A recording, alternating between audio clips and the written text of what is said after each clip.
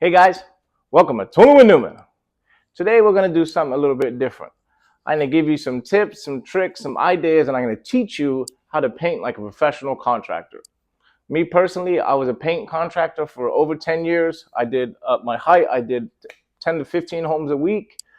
I've got my teeth sunk into it. This is my bread and butter. This is what I know well. So, all right, that's about it. Without further ado, let's dig on into it. So, this is my top 10 essential needs for when you paint. Now, this could be any type of painting, interior, exterior. It's all the same. These are all the same items. And then after this, we're going to go into some action videos, and we're going to go through a bunch of things. All right, so my top 10. First thing is get yourself a little roller and a little handheld bucket here. This is for all your trim work, all your doors, and any trim around the windows, or any like type of trim work. Get yourself a roller. Don't brush it all. Most people just get a big, a 9-inch snap roller and then a brush, and then they don't get a little mini roller. Get a little mini roller. It makes your life a whole lot easier, and it'll be a lot quicker, and it will look a lot better too. All right, number 2 is a caulk gun. Get yourself a caulk gun and a bit of caulk. You can go around before you start painting, caulk all your corners. It's something nice that I used to do. It makes it a real crisp finish whenever you're all said and done. That's a caulk gun. Number 3 is get yourself a paint guard, some type of paint guard. If your lines aren't absolutely crisp, if you're cutting in on knockdown or anything like that, if you get yourself a straight edge and just either put it on top or below, and then cut in on top of that, it makes your life so much easier, and it looks like a professional job.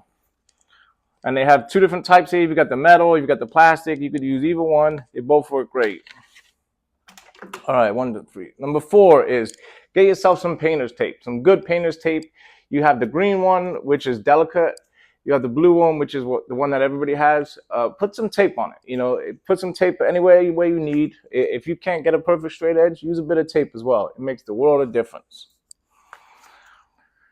For 5, right? 1, 2, 3, 4, 5. 5 is get a good little scraper. All right, and go all around any paint surface that you're gonna paint, and run the scraper over it gently to knock down any of them high spots.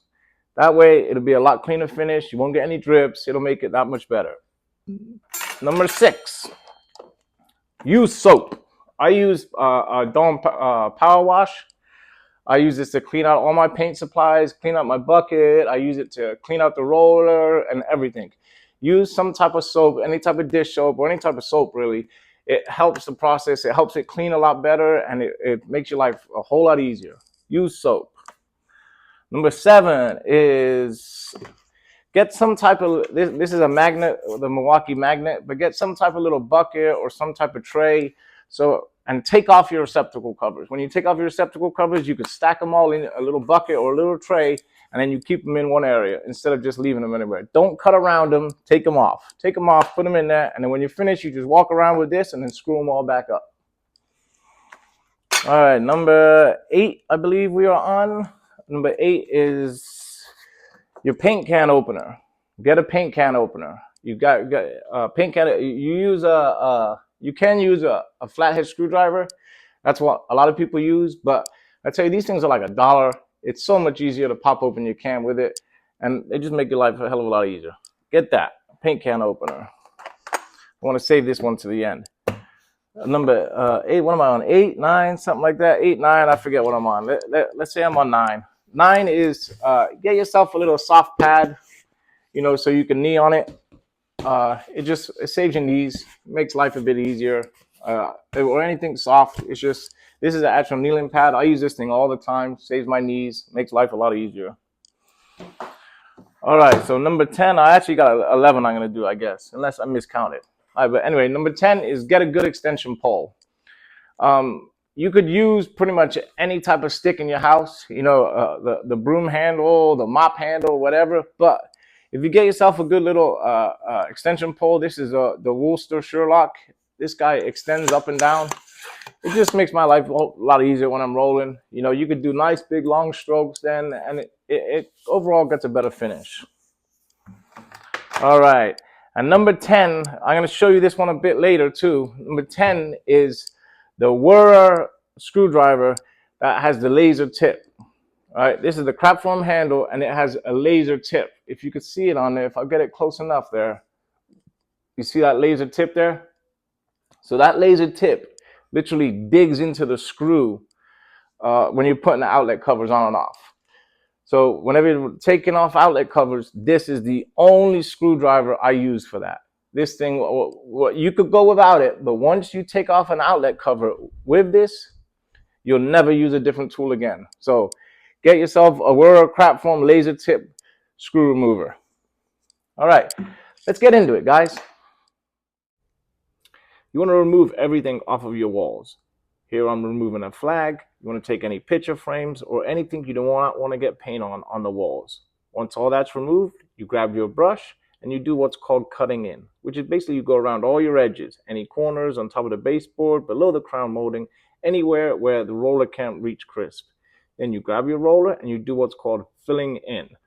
Basically grab your roller and do the middle part. Going in nice W patterns, take your time, going from wet to dry edge. Then you go around all your windows with the brush inside your window sills to make it all look nice and crisp.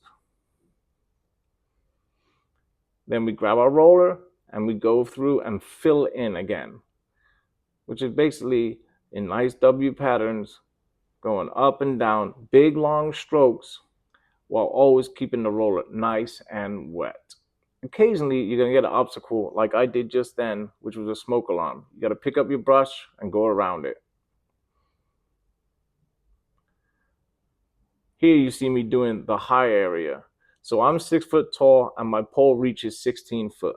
That's a 20-foot ceiling there. So if you put your stick and me together, I can reach the high areas. Once again, I had to go around that doorbell there. And I did all the edge first, then came around and filled in with my roller. All right, guys, here goes my top 10 painting tips. Let's get going with it. All right, first tip number 1, use an angled brush. A straight brush is no good for cutting in. You're not gonna get a perfectly straight line. Always use an angled brush. You see how the top is angled there? It makes your life a lot easier when you cut in. Use an angled brush. That's tip number 1. Tip number 2, whenever cutting in on the edges, always look under the brush. Don't look over the brush. Looking over the brush is no good. Look under the brush. It makes your life a lot easier, and it's a lot better finished product. Sorry.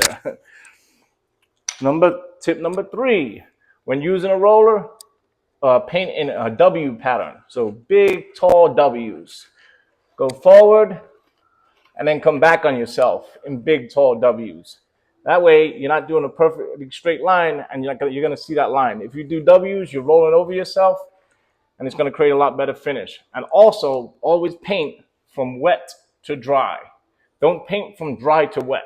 Paint from wet to dry. So if you stop here, you start here also. Paint from wet to dry. Number 4, use a screen and a bucket instead of a paint tray. Paint trays, they only hold so much paint. It spills over the edge. They're bad. You know, spend a little bit of money, get a little screen like this, and then use a paint bucket.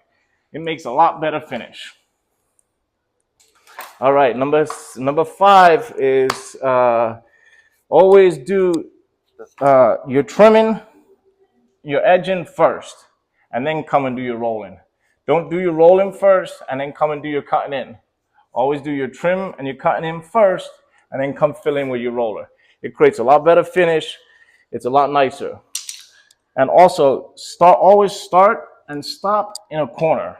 So if I start here and I paint this whole room, always finish in a corner. Don't finish in the middle of the room, because you might be able to see that little streak in the middle. Always start and stop in the corner. Makes a lot better finish. Number 7, use a really good brush. Here I have a Purdy brush, which is like a $15 brush. Yeah, you could buy a brush for $2 or $3, but it has bad bristles. It's not good for it. Spend the money, get a good brush, and then you clean it out each time. And it'll last you, I make a brush last me years, absolute years. Number 8, I believe it is, use trash bags. If you have your cutting in bucket like so, and I'm finished with this room, but I have to start again tomorrow, I could use this trash bag to cover this up and then tie it in a knot so no air can get in, and then tomorrow I could use that. Now, this is only a temporary solution.